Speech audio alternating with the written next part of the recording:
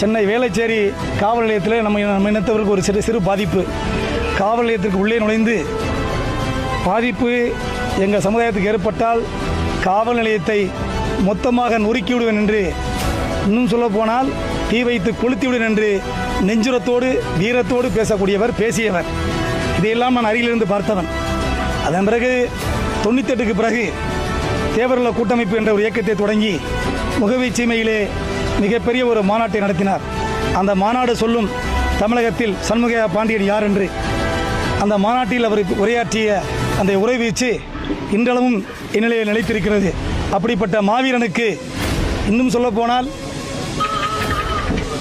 பிரபு, கார்த்திக் போன்ற நடிகர்களுக்கு ரசிகர்கள் பட்டாளம் உண்டு. ஆனால் என்னை பொறுத்தளவிலே ஒரு சமுதாய தலைவனுக்கு ரசிகராக இருந்தது என்று சொன்னால் அது மாவீரன் சண்முக பாண்டியன் ஒருவருக்கு மட்டும்தான்.